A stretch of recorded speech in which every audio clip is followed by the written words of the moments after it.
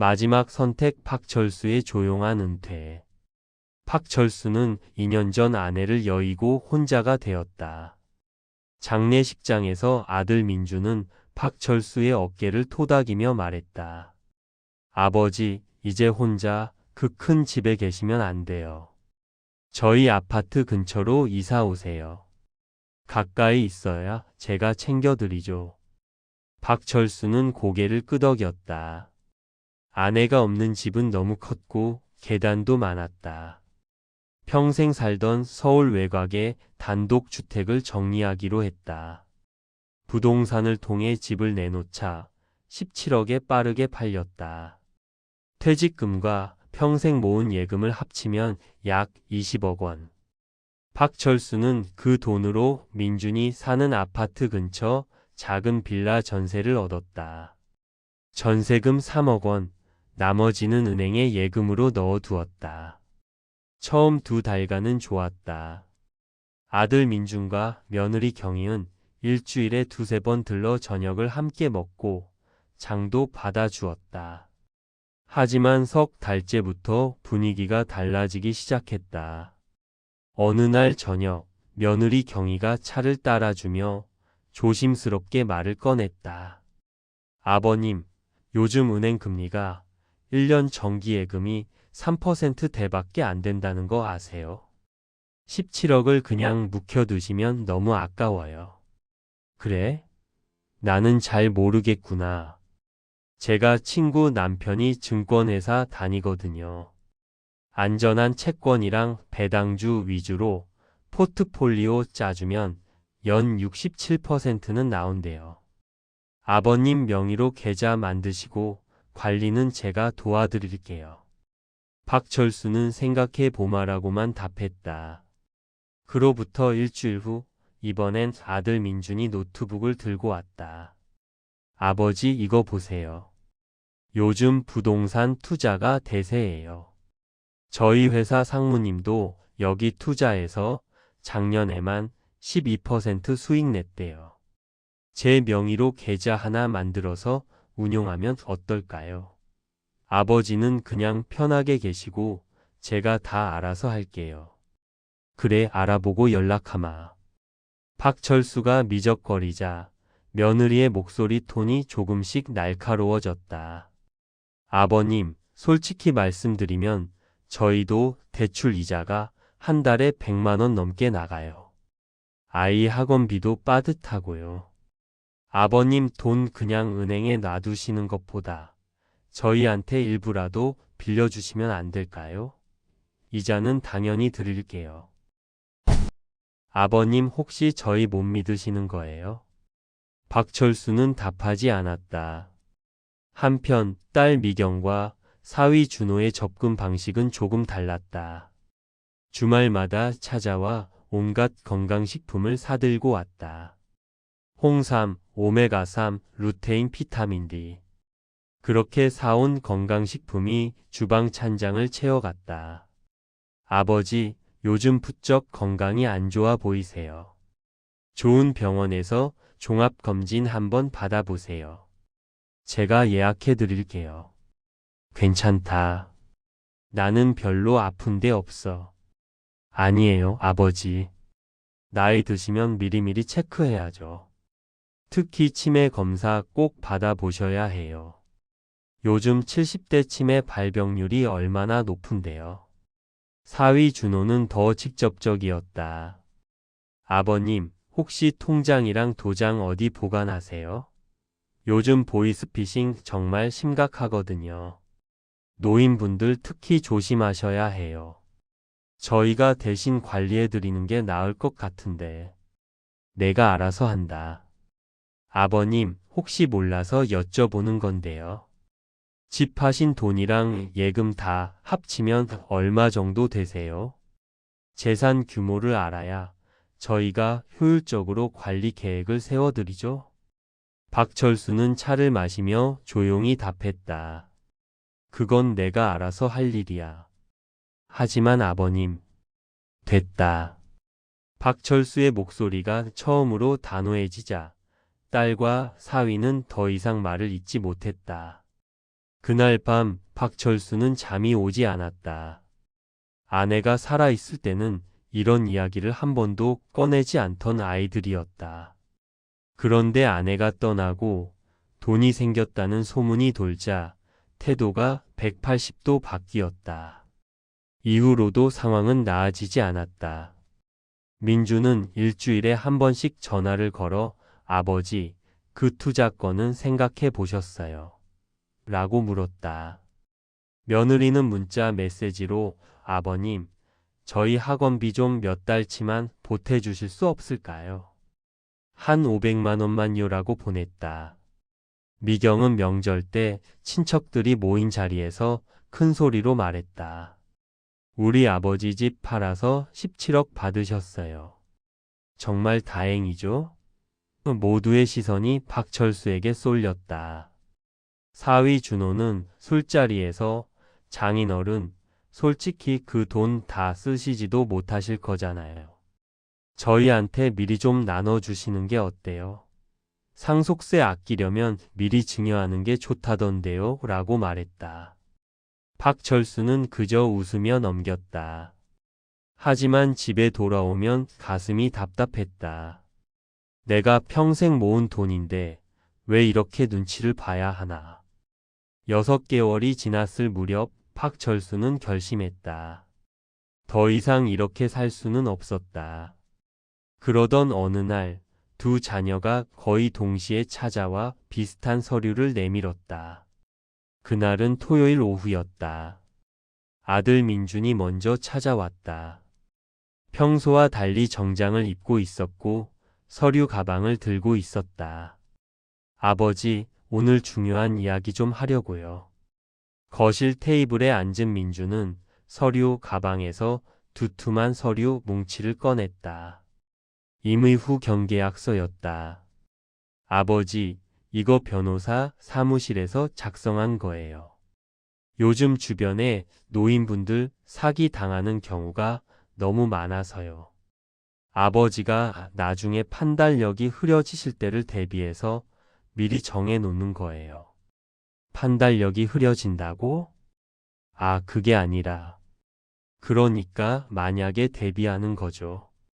법적으로 아무 문제 없고 오히려 아버지 재산을 안전하게 지키는 거예요. 요즘 보이스피싱 범들이 얼마나 교묘한데요. 박철수는 서류를 받아들고 돋보기를 꺼냈다. 한 줄 한 줄 천천히 읽기 시작했다. 후견인은 피후견인의 재산 관리에 관한 포괄적 권한을 가지며 피후견인은 후견인의 동의 없이 부동산 매매, 금융상품 가입 1천만 원 이상의 금전 거래를 할 수 없으며 며느리도 옆에서 거들었다. 아버님, 이거 그냥 형식적인 거예요. 실제로는 아버님이 원하시는 대로 다 하실 수 있어요. 단지 큰 금액 쓰실 때만 저희랑 상의하시면 되는 거죠. 그게 오히려 안전하잖아요. 큰 금액이라는 게 얼마를 말하는 건가? 그러니까 1,000만 원 이상?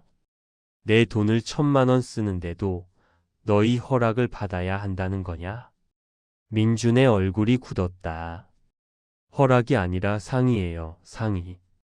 아버지, 솔직히 말씀드릴게요. 저희가 왜 이러는 줄 아세요? 삼촌이 작년에 전화 사기로 3억 날렸잖아요. 저희는 아버지가 그런 일 당하실까 봐 걱정돼서 그러는 거예요. 그래, 알겠다. 근데 이런 중요한 일은 나도 법률 상담 좀 받아보고 결정하고 싶구나. 법률 상담을요?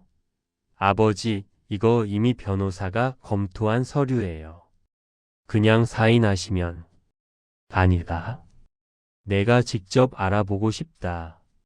며느리의 표정이 일그러졌다. 아버님, 저희를 못 믿으시는 거예요? 친아들인데도? 못 믿는 게 아니라 신중하게 하고 싶다는 거다. 민준이 서류를 거두며 한숨을 쉬었다. 아? 알겠어요. 그럼 다음 주까지 생각해 보세요. 근데 아버지, 너무 오래 미루시면 안 돼요. 만약에 아버지한테 무슨 일 생기면 그땐 이미 늦어요. 그들이 떠난 지 2시간 후 이번엔 딸 미경과 사위 준호가 찾아왔다. 아버지, 저희도 드릴 말씀이 있어서요. 미경이 꺼낸 서류는 금융자산관리 위임장과 성년 후 견제도 안내문이었다. 아버지, 요즘 노인 대상 금융 사기가 얼마나 많은데요. 은행에서도 70세 이상은 보호자 동의 받으라고 권장하더라고요. 이거 그냥 형식적인 거예요. 저희가 통장만 관리해 드리는 거예요. 박철수는 이번에도 서류를 꼼꼼히 읽었다. 위임인은 수임인에게 다음의 권한을 위임한다. 1. 모든 금융계좌의 개설, 해지, 입출금. 2. 예금, 적금, 펀드, 주식 등 금융상품의 가입 및 해지. 3. 대출 신청 및 상환. 4. 신용카드 발급 및 사용. 이건 너무 포괄적인 것 같구나.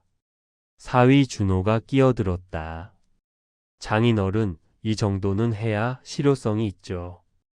예를 들어서 어른이 갑자기 병원에 입원하시면 저희가 빠르게 돈을 인출해서 병원비 내야 하잖아요. 일일이 장인어른 도장 받으러 갈 수는 없는 거고. 내가 입원하면 내가 도장을 찍으면 되지 않나? 만약에 의식이 없으시면요? 미경이 아버지의 손을 잡았다. 아버지, 오빠네도 똑같은 이야기 했을 거예요. 맞죠? 우리 오빠가 먼저 아버지한테 서류 가져왔죠? 박철수는 대답하지 않았다. 아버지, 솔직히 말씀드릴게요. 오빠네는 아버지 돈 노리고 있어요. 제가 다 봤어요. 며느리가 얼마나 계산적인 사람인데요. 차라리 저희한테 맡기시는 게 나아요. 저는 진짜 딸이잖아요. 박철수는 두 서류를 모두 테이블에 내려놓았다. 그래, 알겠다.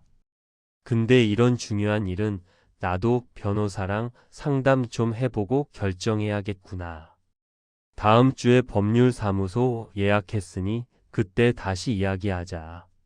사위 준호의 얼굴이 굳어졌다. 장인어른, 변호사 상담까지 필요하세요? 이거 그냥 가족끼리 하는 건데. 중요한 일이니까 제대로 알아보고 싶다. 미경이 날카로운 목소리로 물었다. 아버지, 오빠한테도 똑같은 말씀 하셨어요. 그렇다. 그럼 아버지는 결국 누구한테도 안 맡기시겠다는 거네요. 그게 아니라 아버지는 자식들을 믿지 못하시는 거잖아요. 미경의 목소리가 높아졌다. 박철수는 조용히 답했다. 믿고 안 믿고의 문제가 아니다. 이건 내 인생이고 내 재산이다. 신중하게 결정하고 싶을 뿐이야. 준호가 미경의 팔을 잡아 끌며 일어섰다.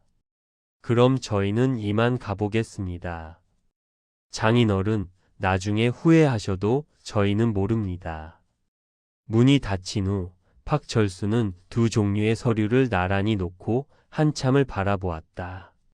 아들이 가져온 서류와 딸이 가져온 서류. 형식은 조금 다르지만 본질은 같았다. 그의 재산에 대한 통제권을 빼앗으려는 시도. 그날 밤 박철수는 두 서류를 복사했다. 그리고 다음날 아침 시내 법률사무소에 전화를 걸었다. 박철수는 그날부터 움직이기 시작했다. 먼저 법률사무소를 찾아가 자녀들이 가져온 서류를 보여줬다. 변호사는 서류를 검토하더니 고개를 저었다. 이 임의 후 경계약서는 등기가 되면 본인의 재산 처분 권한이 사실상 제약됩니다. 후견인 동의 없이는 큰 금액을 쓸 수 없어요. 금융자산 위임장도 마찬가지고요. 사실상 자녀분들이 전권을 갖게 되는 거죠. 박철수는 예상했던 답이었다는 듯 고개를 끄덕였다. 그럼 내가 미리 내 재산을 정리하고 싶은데 어떻게 하면 좋겠습니까? 변호사와의 상담은 2시간 넘게 이어졌다. 3개월 후, 박철수는 차근차근 계획을 실행했다. 첫째, 예금 15억 원으로 주택연금에 가입했다. 70대 초반에 15억 원어치 주택연금에 가입하면 월 약 600만 원 이상을 평생 받을 수 있었다. 혼자 살기에 충분한 금액이었다. 둘째, 남은 3억 원은 신탁 계약을 체결했다. 수익자는 본인, 관리자는 신탁회사. 자녀들이 아닌 제3자가 관리하되 본인이 원할 때는 언제든 인출할 수 있는 구조였다. 셋째, 평생 모아둔 고급 목공 도구들을 경매 사이트에 내놓았다. 젊은 목수들 사이에서 입소문이 나면서 생각보다 좋은 가격에 팔렸다. 넷째, 공증인 사무소에서 유언장을 작성했다. 주택연금을 제외한 남은 재산은 지역 목공 직업학교에 장학금으로 기부한다는 내용이었다. 자녀들에게는 각각 3천만 원씩만 남겼다. 다섯째, 빌라 전세가 만료되자 재계약하지 않고 지방 소도시의 고급 실버타운에 입주 계약을 했다. 보증금 2억 원에 월 관리비 150만 원. 주택연금으로 충분히 감당 가능한 금액이었다. 이사 일주일 전 박철수는 2 자녀를 불렀다. 빌라 거실에 앉은 민준과 미경의 얼굴에는 기대감이 어려 있었다. 드디어 서류에 도장을 찍는구나 싶은 표정이었다. 박철수는 준비한 서류 봉투를 테이블에 내려놓았다. 너희들이 지난번에 가져온 서류 말이다. 내 아버지, 변호사분이 뭐라고 하시던가요? 괜찮다더구나. 그래서 내가 알아서 다 정리했다. 네? 그게 무슨... 박철수는 봉투에서 서류들을 꺼냈다. 주택연금 가입 확인서, 신탁계약서, 유언장, 사본, 실버타운 입주 계약서. 민준이 서류를 집어들더니 얼굴이 하얗게 질렸다. 아버지, 이게 무슨... 주택연금이요? 신탁? 그럼 저희는요? 너희 걱정은 하지 마라. 유언장에 각각 3천만 원씩 남겨뒀다. 3천만 원이요? 20억이 넘는 재산이 있는데 3천만 원요? 박철수는 차분하게 말을 이었다. 주택연금은 내가 죽으면 끝이다. 신탁은 내가 살아있을 동안만 내가 쓸 돈이야. 나머지는 장학금으로 기부된다. 너희가 원하던 대로 내 재산을 안전하게 관리하는 방법을 찾았단다. 며느리가 목소리를 높였다. 아버님, 그래도 그렇지 상의도 없이 이렇게 결정하시면 어떡해요. 저희도 아버님 노후를 책임지려고. 책임? 박철수는 처음으로 목소리에 힘을 실었다. 너희가 나한테 관심 가진 건 내가 언제부터 혼자 살 수 없을지, 내 재산을 언제 넘겨받을 수 있을지였다. 내가 뭘 먹고 싶어 하는지, 어디 아픈 데는 없는지는 한 번도 물어본 적이 없었지. 너희 멋대로 내 돈을 사용할 생각만 녀석들이 무슨 할 말이 많은 게냐. 아버지, 나는 아직 건강하다. 스스로 밥해 먹고 산책하고 책도 읽는다. 내가 정말 도움이 필요할 때가 오면 그땐 실버타운 전문 인력이 도와줄 거다. 너희에게 짐이 되는 일은 없을 거야. 박철수는 자리에서 일어났다. 일주일 후에 이사한다. 실버타운 주소는 비밀로 해둘 거다. 내가 먼저 연락하기 전에는 찾아오지 마라. 그리고 박철수는 잠시 말을 멈췄다가 조용히 덧붙였다.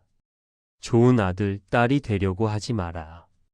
내가 언제 내 노후까지 책임져 달라고 했다고. 그냥 너희 인생이나 잘 살아라. 그게 나한테 가장 큰 효도다. 일주일 후 박철수는 짐 한 트럭 분량을 정리해 충청남도의 한 실버타운으로 떠났다. 바다가 보이는 조용한 곳이었다. 1인실에는 작은 작업대가 있어 취미로 소품을 만들 수 있었다. 식사는 영양사가 관리하고 주 2회 문화 프로그램과 운동 프로그램이 있었다.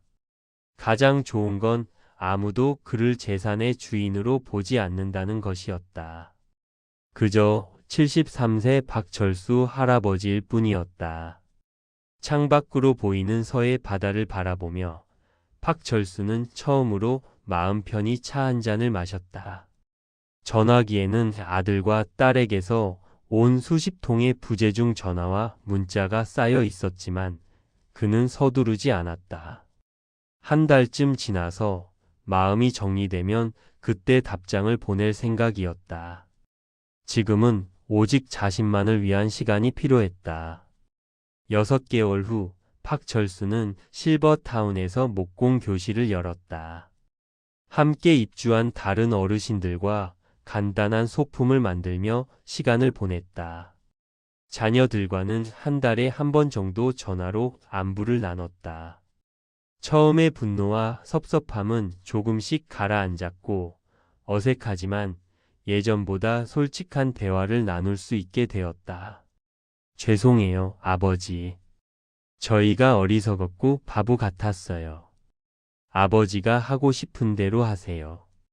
건강하게만 계셔주세요. 민준의 말에서 진심이 느껴졌다. 늦었지만 이제야 서로를 이해하기 시작한 것 같았다. 박철수는 창밖의 바다를 바라보며 조용히 웃었다. 인생의 마지막 장을 그는 자신의 방식으로 써내려가고 있었다.